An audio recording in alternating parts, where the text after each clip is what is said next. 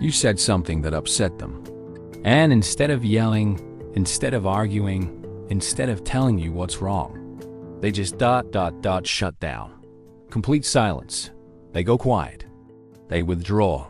They stop talking. And you're left there thinking, are they being cold? Are they punishing me? Do they even care? Here's what you need to understand. That silence isn't a choice. It's not manipulation. It's not them trying to hurt you. It's their nervous system going into survival mode. In the next 10 minutes, I'm going to explain the psychology behind why some people go silent when they're upset, and why it has nothing to do with not caring. If you've ever been the silent person or love someone who goes silent, this will change everything. Stay with me. Section 1. What's really happening? Let's start with what silence actually is in these moments. When someone goes silent during conflict, they're not trying to punish you with the silent treatment, being passive-aggressive, choosing to shut you out, being emotionally cold or uncaring. What's actually happening is a neurological response called shutdown. Here's the science. Your nervous system has 3 responses to threat: fight, aggression, yelling, defending, flight, running away, avoiding, escaping, freeze, shutting down, going silent, immobilizing. Most people know about fight or flight, but freeze? That's the one nobody talks about. When someone's nervous system perceives a threat, and yes, emotional conflict registers as a threat to the brain, it makes a split-second decision. Do I fight this? Do I run from this? Or do I freeze? For some people, their nervous system chooses freeze every single time. And when you freeze, here's what happens physiologically. Your ability to access language shuts down. Your thinking brain goes offline. Your body diverts all energy to survival. You literally cannot form words, even if you wanted to. Your throat tightens. Your chest constricts. You feel trapped inside yourself. This isn't a choice. This is biology. You can't talk someone out of a nervous system response any more than you can talk someone out of a panic attack. So when someone goes silent, they're not choosing to withhold from you. They're trapped in a state where communication is physically impossible. Section 2. Why some people freeze and others fight. Here's the question everyone asks. Why do some people yell and some people go silent? It comes down to 2 things: nervous system conditioning and childhood environment. Childhood conditioning. If you grew up in a home where expressing anger was punished, being loud was dangerous, conflict led to violence or abandonment, your emotions were dismissed or mocked, silence was the only way to stay safe.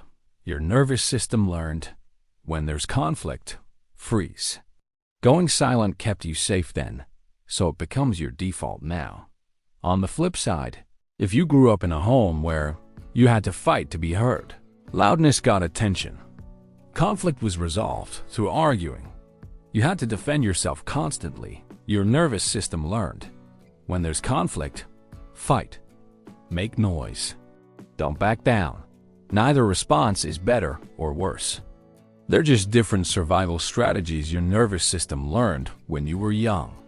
Your nervous system type. Some people are born with a more sensitive nervous system.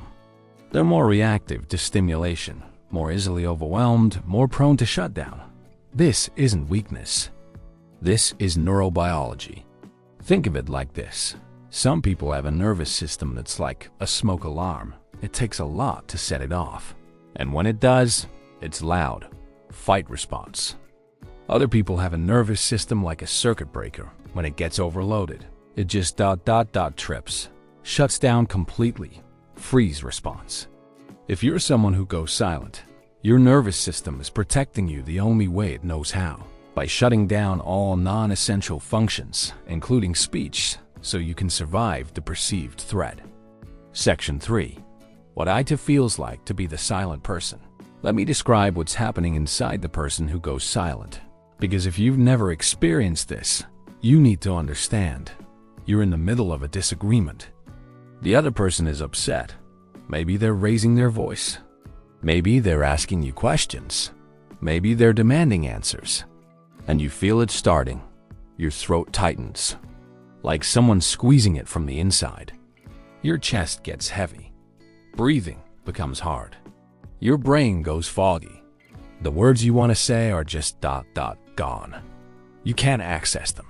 Your body feels frozen. You want to move, to respond, to explain yourself, but you physically can't. And the other person is getting more frustrated because you're not responding, which makes the shutdown worse, which makes you freeze harder. You're trapped inside yourself, screaming internally but unable to make a sound. And the worst part? You know how this looks. You know the other person thinks you don't care. You know they think you're being cold or manipulative. But you're not. You're drowning. You're in a full nervous system shutdown, and you can't explain it because the part of your brain that forms explanations is offline. This is what it feels like to go silent when you're upset. It's not a choice. It's not a strategy. It's a nervous system hijacking. Section 4. The silent treatment vs. nervous system shutdown. Now, let's be clear. There's a difference between nervous system shutdown and the silent treatment. The silent treatment. Intentional. Chosen as a manipulation tactic. Punitive. Designed to make the other person suffer. Controlled. They can talk. They're choosing not to extend it. Lasts for days, weeks, as punishment. Eye contact. May glare. Show visible anger body language. Tense, aggressive, closed off intentionally. Nervous system shutdown. Involuntary. Not a conscious choice. Protective. Trying to survive overwhelming emotion. Uncontrolled. They want to talk but physically can't. Temporary. Once they feel safe, they can communicate. Eye contact. May avoid due to overwhelm, not hostility. Body language. Small, curled inward. Protective. Frozen. The key difference. Intent and control. Someone giving you the silent treatment is wielding silence as a weapon. They're in control and choosing to withhold. Someone in nervous system shutdown is trapped in their own body. They're not in control. They're trying to survive. How can you tell the difference? Ask yourself, when they come out of the silence, do they apologize for shutting down? Try to explain what happened. Show care about how it affected you? Work on finding solutions? If yes, it's nervous system shutdown. If they're smug, dismissive, or acting like the silence was your punishment, that's the silent treatment. Section 5. What to do if you're the silent person. If you're someone who goes silent when upset, here's what you need to know and what you can do. 1. It is not your fault. First, release the shame. This isn't a character flaw. This isn't you being broken or difficult. This is a nervous system response you learned for survival. 2. Learn your early warning signs before you fully shut down. There are usually warning signs. Chest tightness, throat constriction, brain fog, starting feeling overwhelmed. Learn to recognize these signs. That's your window to act before full shutdown. 3. Communicate your pattern. Tell the people in your life, when I get overwhelmed in conflict, I shut down. It's not intentional. It's a nervous system thing. When it happens, I need space and time, and then I can talk. Setting this expectation ahead of time changes everything. 4. Develop a signal. Since you can't talk when you're shut down, develop a nonverbal signal. Hold up a hand, meaning I need a break. Tap your chest, meaning I'm overwhelmed. Leave the room, but establish this means I'll be back. I'm not abandoning. This gives you a way to communicate, even when words are impossible. 5. Regulate your nervous system. Learn techniques to come out of freeze. Deep breathing, physical movement, shaking, stretching, cold water on face, grounding exercises. Safe environment. The faster you can regulate, the faster you can communicate. 6. Return to the conversation once you've regulated. Come back. Don't leave things unresolved. Even if all you can say is, I shut down earlier. I need more time. Can we talk tomorrow? That's still communication. Section 6. What to do if you love a silent person. If you're in a relationship with someone who goes silent when upset, here's how to handle it. 1. Don't chase them into the silence when they shut down. Your instinct might be to push harder. Ask more questions. Demand answers. Get louder. Don't. That makes the shutdown worse. Pushing someone who's in freeze mode is like shaking someone who's drowning. You're not helping. You're making it worse. 2. Recognize it's not about you. Their silence is not rejection. It's not punishment. It's not about you at all. It's their nervous system trying to protect them. This is hard to accept because silence feels like abandonment, but it's not. They're not leaving you. They're leaving the overwhelm. 3. Give space with reassurance. Say something like, I can see you're overwhelmed. I'm going to give you space. Take the time you need. I'm here when you're ready to talk.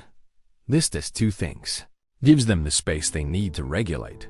Reassures them you're not abandoning them in their shutdown. 4. Don't make it worse with guilt. Don't say, why won't you just talk to me? You're being so cold right now. This is ridiculous. I can't deal with this. These statements add shame to an already overwhelming experience. 5. Revisit when they're regulated. Once they've come out of shutdown, which might be 20 minutes or 2 hours, gently reopen the conversation. Are you ready to talk now? I'm listening. 6. Set boundaries if it's a pattern. If someone repeatedly shuts down and never comes back to resolve issues, that's a different problem. That's avoidance, not just nervous system response. It's okay to say, I understand you need time, but we need to actually resolve this. When can we talk about it? Here's what I need you to take from this. If you're someone who goes silent when upset, you're not cold. You're not broken. You're not withholding love. Your nervous system is doing what it learned to do to keep you safe. And you can learn to work with it, communicate around it, and eventually regulate through it. If you love someone who goes silent, their silence is not rejection. It's overwhelm. It's shutdown. It's their nervous system trying to protect them from a threat their body perceives, even if it's not a real threat. Give them space. Give them grace. Give them reassurance. Silence doesn't mean they don't care. Sometimes silence means they care so much that their nervous system can't handle the intensity of it. And that's not coldness. That's humanity.